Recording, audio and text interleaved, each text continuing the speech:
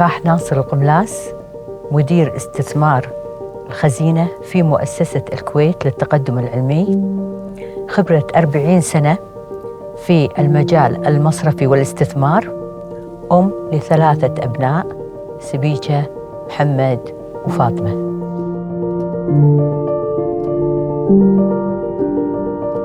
شنو كان دورك في تربية إخوانك وأخواتك؟ والله إحنا كنا 5 نفس العمر، ما بيننا فرق. وبعدين أمي بعد فترة تقريباً فوق 12 سنة جابت إخواني الصغار، طبعاً الحين ريايل بسم الله عليهم، محمد ومطلق. فأصبح إنه إحنا كنا كبار، فساعدناها في عملية التربية، ساعدناها وشفنا يعني شلون الأم تتعب وشلون تسهر وكذا. فكنا إحنا مساعد لها في هذه التربية العيال، من حيث التدريس، من حيث المشاركة، وقت الفراغ نقعد معاهم. فطبعاً هم هذه عطتنا تجربة من بدايات عمرنا إن شلون رعاية الأطفال والاهتمام فيهم. وشنو الأشياء اللي تعلمتيها من هالتجربة اللي أخذتيها معاك لما دخلتي في سوق العمل؟ والله تعلمت بالنسبة حق هالشيء هذا إني الصبر، إني أصبر، وإنه يعطيني سعة الصدر، وأسمع وأتحمل. كل هذا أثر علي في عملية العمل. والعمل اللي أنا دخلته اللي هو القطاع المصرفي كان بصراحة تجربة جديدة بالنسبة لي. ودخلت وإحنا نعتبر من ما نقول الأوائل، ولكن الجيل اللي بدأ يشتغل بعد ما كان في سيدات معروفات يعدون على الأصابع في دخلوا في هذا المجال أو في هذا المجال المصرفي. فأدى هذا إلى أني أنا دخلت البنك. وعقب ما دخلت البنك علمونا من الصفر، من الأساس، شلون تشتغلين، شلون بدينا بالتيلر وبعدين صرنا سوبرفايزر وكذا وتدرجنا. فاللي جذبني في هذه عملية البنك إني أنا قاعدة أتعامل مع الناس وقاعدة أخدمهم، ولهذا عطاني هالشعور هذا والملكية هذه في عملية إني أنا أعطي من نفسي أكثر، وخاصة مع كبار السن. لأن كبار السن كان في وقتها أول شيء ما عندهم معرفة كاملة في خدمات البنك الجديدة، فكانت الخدمات المصرفية شوية مو معروفة. فبديت يصير عندي سعة صدر في تعلمهم، أحب أسمعهم. فكانوا حتى في البنك دائما إذا رجل كبير ولا الست أو البنت أو المرأة الكبيرة بالسن دائما ينادوني عشان أنا أتكلم معاهم وأتفاوض معاهم. ومن هذا الشيء حبيت البنك وقعدت فيه إلى أن وصلت إلى أن صرت مدير فرع فيها. الأفرع قصصهم وايد. أنا من اللي أعرفهم يشتغلون التالر خصوصاً عندها قصص وايد. في شيء تذكرينه يعني؟ والله أذكر أنه يعني مثلا إذا دخل علينا شخص إحنا نعرف بالضبط إذا هذا الشخص يبي قرض أو الشخص مودع. فدائماً كنا يعني نتسابق منه اللي حدث صح في هذه الحالة. فطبعاً كانت مرحلة البنوك ومرحلة هذه كانت جداً مفيدة لي في تعلم وايد أشياء. وتعلمت هم عرفت نسيج المجتمع شنو هو. ومو بس الكويتيين، تعلمنا حتى الوافدين شلون نتعامل معاهم، شلون مشاكلهم، وشلون إحنا نخدمهم في مجال المصرفي. في ذاك الوقت كان حتى العمل بالقطاع المصرفي كان 6 أيام بالأسبوع. اي نعم، مو 5 مثل اليوم. لا. ومع تكوين أسرة، شلون كنت تقدرين أنك تتعاملين مع الوقت اللي يطلبه العمل والوقت اللي تطلب الأسرة؟ والله كان يوم الجمعة هو اليوم الراحة عندنا فقط، لا عندنا خميس ولا عندنا السبت. فطبعا هذا خلاني أسوي جدول بالأولويات، أني أروح العمل وبعدين أرجع أربي الأبناء، ومن خلالها أبدأ بواجباتي الاجتماعية. فطبعاً دائماً التنظيم الوقت هو اللي يعطيك الأريحية أنك أنت تساولين عملك بكل راحة. إحنا كله يقولوا لنا أنتوا وايد دلالي أول كنا نسوي ونروح صح. ونوجب وهذا، بس ما تشوف إنه كان في فرق ذاك الوقت؟ يعني كانت وتيرة الحياة أبطأ من اليوم، فإحنا صدق دلاليع ولا لا؟ والله شوفي، هي الحياة كلها الحين صارت سهلة، يعني في كل شيء أنت عندك موبايلك الحين كل شيء تشوفينه، حتى تقدرين تتسوقين أو تروحين تبين شيء على طول، أي شيء تبينه تطلبينه من الموبايل. طبعا كانت الفترة مالتنا أصعب، احنا اللي نجهز واحنا اللي نودي واحنا اللي نجيب، فيعني لا طبعا احنا كنا اصعب شويه منكم، ما فيها هالرفاهيه اللي عندكم، ويعني بس لها جوانب ايجابيه حقنا واثرت على صقل شخصيتنا بتحملنا المسؤوليه، تحملنا في كل شيء. وهذه المسؤوليه كانت واضحه اثناء فتره الغزو. نعم. لما اضطريتين انك تلعبين ادوار اكبر من كذي. كلمينا عن هالفترة. والله فترة الغزو طبعا احنا قعدنا الصبح رايحة أنا بروح الدوام، تفاجئنا إن البلد راحت، إن يومنا الغزو وكذا، فانصدمنا. المهم إني أنا في هذا الأثناء طبعا الخدم راحوا، معاكو ما حد يساعدك من العيال صغار، فاعتمدت على نفسي في أني أربي عيالي بروحي، بالإضافة أني أنا سبب أني أنا كنت ببيت عمي وقبضوا على زوجي، وكانوا ناوين أنه يرد، وطبعا رجع، وبعدين كانوا ناوين يردون مرة ثانية القبض عليه، فاضطرينا أن نروح حق بيت أهلي، الوالد والوالدة واخواني هناك، فقعدنا معاهم وبدينا مثل ما تقول توزيع أدوار، نوزع أدوارنا. من أنا مثلا عندي الأولاد، عندي العيال أطالعهم، بدينا نعيش فترة القلق. الدش أي ممنوع أنك تدخلين أو تسوين أو يعني تفتحين تلفزيون، كانوا ياخذون الدش منا على أساس ما نسمع الأخبار من الخارج. فكان إخواني يعني يقطون الدش بطريقة معينة ونسمع الأخبار ونعمل فيديو ونوزعها على الجيران وعلى الأصدقاء، وكأن إحنا وكالة إخبارية أول بأول، ماذا يعني وضع الكويت، شلونها دولياً، شلون العالم، معانا مو معانا، فكنا عايشين في قلق دائم. بالإضافة لهذا بعد فترة حسيت إن عيالي كبروا ويبون ملابس، يبون شيء، ما عندنا، ماكو سوق، ما عندنا شيء، فقط الجمعية هي المفتوحة، ومن قبل مفتوحة من شبابها. فاضطريت إني أنا أتواصل أنا وإخواني مع التجار اللي عندهم الملابس، وتواصلنا معاهم وخذينا جزء من البضاعة بسعر التكلفة وبعنا في البيت. هناك يوم عرضنا، أنا يوم لبست عيالي حسيت إني لازم من واجب، لازم إحنا ننشر هالشيء، إن نساعد العيال أو الناس في عملية إنهم يشترون هالملابس هذه. وفعلا فكان يونا يعني ما كنا نتوقع، يونا من مناطق بعيدة لأنهم سامعين إن في ملابس عندنا، فكانوا يجون ويعطونا الأخبار أول بأول، شنو صار، شنو حدث، شنو صار في الديرة، القلق اللي فيه، منو خذوه، منو كذا. فكنا يعني مثل ما تقولين خلية نحل، وبنفس الوقت خلية أخبار بالنسبة حق شنو قاعد يصير. هذا طبعا خلانا طبعا بعد فترة اني انا مثلا نروح انا واخواني ننقل اسلحة من منطقة الى منطقة، في يعني مثل ما تقول بايعينها، يعني ما احنا مضحين في كل شيء في سبيل ان احنا بنخلص من هذا الوضع، لان كأننا مخنوقين، كأن احنا ديرتنا.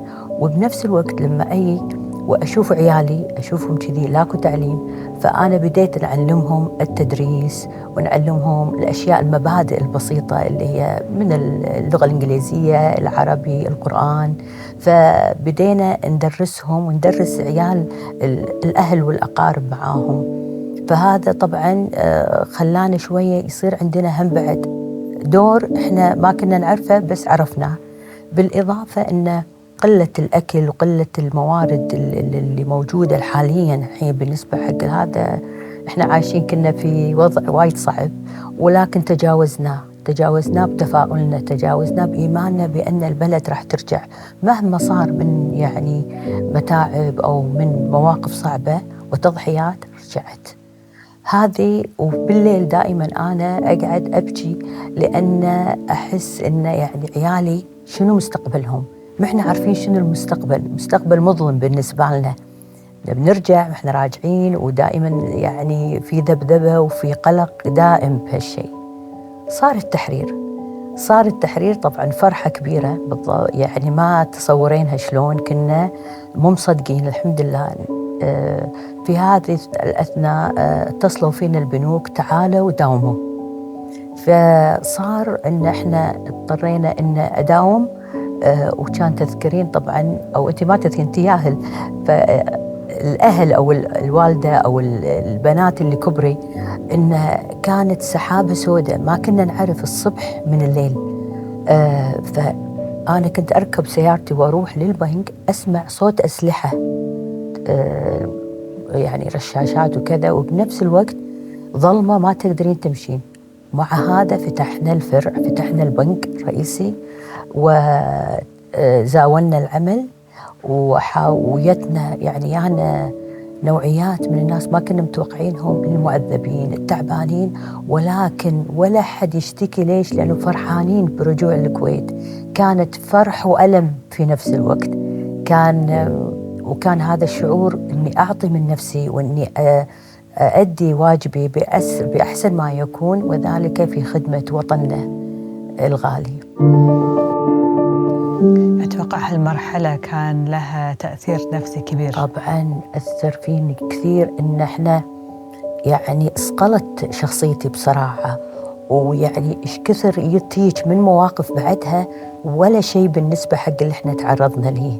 فصرنا أقوياء، في عندنا يعني ما تصورين شلون كنا إحنا فينا العزم وإيماننا الشديد برجوع وطننا هذا، وإيماننا طبعاً بالله سبحانه وتعالى قبل كل شيء. هذا أثر فينا.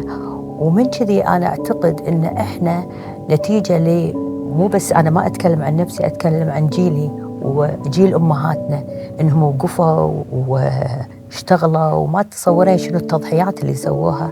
أعتقد هني بدت فكرة الحقوق المرأة السياسية.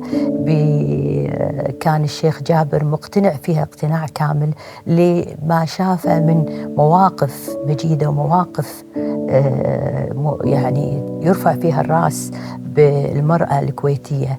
ومن تجربتي الشخصية أنا صراحة تعرضنا وسوينا، ولكن في كل هذا أثر على شخصيتي بالحد ذاته. حسيتي يعني أنا باخذ الجانب الأمومة، وخلينا نقول النساء ككل، بس قبل هذا إحنا الحقوق السياسية اللي أنتم الحين تستمتعون فيها من انتخاب وترشيح، ترى إحنا الأساس فيها. إحنا اللي بدينا ومشينا على هالمسيرة هذه إلى أن وصلنا إلى الحق السياسي. شنو أبي أعرف شنو السبب اللي خلى أن الغزو هو اللي خلينا نقول لفت النظر لمطالبة الحقوق السياسية للمرأة؟ شافوا دور المرأة فعال في كل شيء. يعني دخلنا إحنا في تفاصيل ما تتوقعين فيها. يعني بذلت هي ستار. أنا ليش ياخذوني معاهم إخواني عشان ينقلوا أسلحة؟ ليه؟ نوع من الستار إني أقعد وأقعد مع عيالي يركبون السيارة ويروحون ينقلون هالشيء اللي فيها إعدام إنك أنت تسوين أي شيء ضد الغزو الغاشم. عندك اشتغلت في يعني التواصل، في المعلومات، إعطاء المعلومات، في تغذية الخلايا أو المقاومة الكويتية. فكل هذه كانت هي جزء أساسي فيه. يعني نقدر نقول إن هي خدت أدوار كثيرة غير متوقع منها في ذاك الوقت أنها تأخذهم، وأبدعت فيهم طبعا في ذاك الوقت. حيل يعني أبدعت وضحت، وحسينا إن يعني في مرحلة من العمر أو في مرحلة من هالفترة هذه كان فينا يأس، لأن كان وقتها ما حد بعطينا أي تصور إيش راح يصير. فأنت تتوقعي إن هذا راح تقعدين في سنين طويلة في هذا الوضع. فطبعا هذا أعطانا العزم إن إحنا لازم نسوي شيء حق هالبلد. إحنا كنا أنا الوالد والوالدة قعدوا يعني أصروا إنهم يقعدون في البيت عشان يعني ما يسافرون برا الكويت، فاضطريت إني أنا أقعد معاهم ومع إخواني. فكانت هذه دخولنا أو وضعنا في البلد إن إحنا نسوي شيء، ننجز، لازم نسوي أي شيء في سبيل إن الكويت تتحرر. كلمتين العزم واليأس ما تلاقينهم العادة مع بعض، لأن اللي يكون يأس من شغلة معينة ما يكون عنده العزم إنه يسوي شيء. نعم. شنو ودي أعرف شنو كان تفكيرك في هالأيام اللي أنت في مرحلة اليأس لكن في العزيمة إني راح أسوي شيء، راح نطلع من هذا؟ شنو كان تفكيرك بذاك الوقت؟ في تفكيري كان أول شيء متأكدة تأكد يعني ما تصورين شلون إن الكويت راح ترجع. شلون؟ من داخليتي إيماني وغريزتي هي تثبت لي إني أنا لا، الكويت راح ترجع مهما كان، مع أن في أبواق يعني كلام كان يطلع وإشاعات إن الكويت ترى خلاص راح تتمثل في قضايا ما تنحل، في احتلال ما راح يروح خلاص.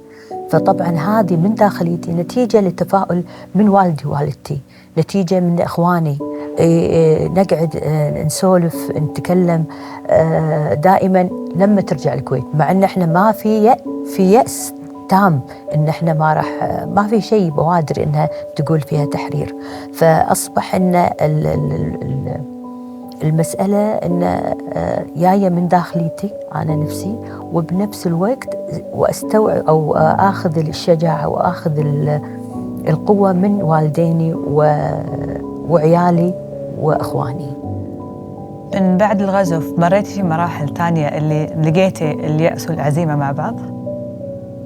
لا والله ما لقيت، يعني أنا أعتقد أن هذه هي يعني مو تجربة إلا يعني أثرت فيني، وأصبح كل شيء أنا أشوفه لا يوجد يأس أبداً، في تفاؤل وفي بالعكس وفي حلول، وفيها بالنسبة لنا إحنا ولا شيء أكثر من اللي أنا ما أعتقد رح يجينا شيء ثاني. فأنا هذا بالعكس دائما أنا مستبشرة ومتفائلة خير بكل شيء إحنا نشوفه قدامنا، مهما كانت المشاكل لابد من وجود حلول لها. وبعد الغزو رديتي في القطاع المصرفي وكملتي فيه، وبعدين انتقلتي إلى مرحلة ثانية. نعم. شلون كانت نقلتك من القطاع المصرفي للمؤسسة؟ نعم، انتقلت إلى مؤسسة الكويت التقدم العلمي، عندهم كان في لينك بيننا وبين القطاع المصرفي والمؤسسة، لأنهم كانوا يبون شخص عنده خلفية بنكية، خلفية مصرفية في إدارة الودائع والسندات لديهم. كنا إحنا تابعين للإدارة المالية. مع الوقت تطورنا وأصبحنا نكتشف أن في أسس علمية مهنية من إجراءات والسياسات اللي سويناها لنوصل إلى أعلى مستوى من المهنية اللي الحين موجودة ولا زلت أنا على رأس عملي. شلون شكلت الأمومة شخصيتك العملية؟ والله الأمومة طبعاً أحلى شيء، أحلى شعور في الدنيا الأم. يعني تكتشفين أنك أنت قبل كنت مسؤولة عن نفسك فقط، بس الحين مسؤولة على أطفال، على جزء من حياتك أو جزء من روحك. فطبعاً أثر هذا على أني أنا الحب اللي أعطيتهم إياه، أعطوني الحب وأنا أعطيتهم حب، بالإضافة إلى التضحية، أني أضحي في سبيل مثلا راحتي، ما في مشكلة. من أحلى الشعور، ترى ما فيها منة ولا فيها شيء، بالعكس هذا شعور جيد وحلو للأم، أنها يعني تبذل التضحية بكل حب ووفاء. فطبعا أنا يعني من المحظوظات اللي عندي أطفال وعندي أبنائي الثلاثة، وتروالي هذا شعور كل أم موجود. من خبرتك وكل المراحل اللي مريتي فيها، شنو اللي الأهم القيم اللي تحبين تغرسينها في أسرتك؟ أهم القيم الصدق والأمانة. أهم شيء أنا عندي الصدق والأمانة، وإنهم يقدرون يعني يحاولون أن أي مشكلة عندهم، أي شيء يقدرون يحلونها بطريقة سلسة وبطريقة حلوة، بطريقة إذا عندهم مشاكل ممكن يرجعون لي كأم عاملة عندها كم من التجارب إني أنا أقدر أساعدهم. كذلك الحب، في دائما الحب هو يحل كل شيء، دائما ما فيها انك تقولين، لانك اذا انت حبيت الشخص مهما كان مطالبته بشيء، مهما كان يبي الشيء، الا انه هو راح يتنازل او راح يحل هالاشكال هذا بكل اريحيه. فانا دائما احب الاسلوب الهادي، الاسلوب المحب، الاسلوب اللي فيه اخذ وعطاء لحل هاي الاشكال. إذا ردينا حق كفاح الصغيرة، نعم، شو تقولين لها؟ أقول لها برافو عليك. أديتي اللي عليك وعفي عليك واستمري. ودائما أنا أقول أنا محظوظة بأسرة من أمي الله يطول بعمرها وأبوي الله يرحمه، غرسوا فينا وايد أشياء جميلة، غرسوا فينا الحب، غرسوا فينا التآلف، الألفة، حب الآخرين، مساعدة الناس، غرسوا فينا وايد أشياء. إحنا الحين قاعد نحاول نعطي حق عيالنا نفس هذه الأشياء، هاي الأدوات اللي خلتنا فعلا نسير في طريقنا بكل يعني محبة وكل الرحلة. إحنا الرحلة هذه لازم أنت، رحلة العمر لازم أنت تاخذينها بطريقة ما فيها شيء اسمه لازم يصير ولازم يكون وما يصير، لا، في أخذ وعطاء، في أنت تاخذين وفي ناس تعطي، وهكذا. هذه هي الحياة. الحياة تكون جميلة وتكون حلوة مع التفاهم، مع العطاء، مع هم أنت لازم تاخذين بعد، مو بس العطاء أنت تعطين، هم يعطونك المحبة، يعطونك الوفاء، يعطونك كل شيء أنت تحبينه. وطبعا أنا أحس أن أنا محظوظة في أسرتي ومحظوظة في أهلي وأصدقائي اللي هم من أيام الجامعة معاي. إحنا دائما نجتمع ويعطينا سعادة، وبنفس الوقت نتذكر أيام الجامعة، نتذكر مواقف، وكل واحدة تقول شنو مواقفها وشنو الأشياء هذه. كلها مسيرة تجعلك دائما تتحملين أي مصاعب أنت تخوضينها. ممكن تكون هاللقاءات مع الأصدقاء طريقة أنك تعتنين في نفسك أو الاهتمام بالنفس خارج مسؤوليات الأسرية والعملية؟ اي طبعا، يعني هم اكيد انت لك بعد هم لازم تهتمين بنفسك من ناحيه انك تبين الراحه، تبين مراجعه نفسك بينك وبين شنو سويتي، شنو عملتي، تحسنين من نفسك بانك انت مثلا والله انت في عندك شغله لازم، لا والله انا بطور نفسي، من ضمنها نقرا الكتب، كورسات، ان نقدر اشجع نفسي اني اضع في نفسي اني خطه، والله انا عندي هالكورس هذا احب اني اشارك فيه، احب اني انمي نفسي في العمل، نفس الشيء اني ما اقعد على نفس السجيه، لازم اطور من نفسي. وانا اعتقد هذا هو مفتاح النجاح في كل شخص يبي الطموح، يكون انه عنده طموح وعنده هدف في الحياه. هذه انا اعتقد هذه هي الاساسيات. هل تطلعين لوقت التقاعد ولا لا؟ والله أنا تقريباً على ما يعني أنا الحين تقريباً عندي خبرة مصرفية واستثمار 40 سنة. ما شاء الله. أي نعم، ولكن عندي عطاء. يعني متى ما حسيت إني والله وقف هالعطاء هذا، أنا طبعاً راح أنزل من هذا العمل وأكون مع إخواني وأخواتي المتقاعدات. لكن أكيد في العطاء ممكن يكون في طريقة مختلفة ما بعد طبعاً التقاعد. طبعاً. ومثل ما قلتي الأشياء اللي شرحتيها يعني ضروري أني أكون مرنة في مختلف مراحل حياتي. نعم.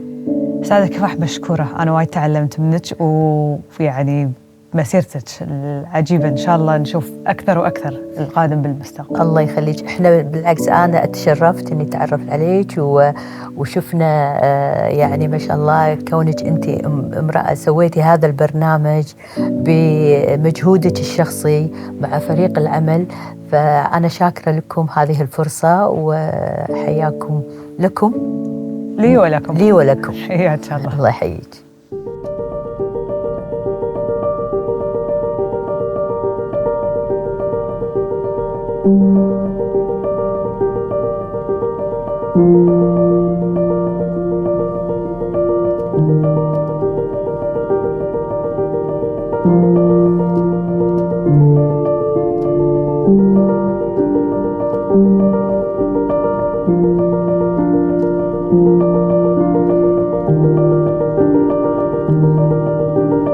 Thank you.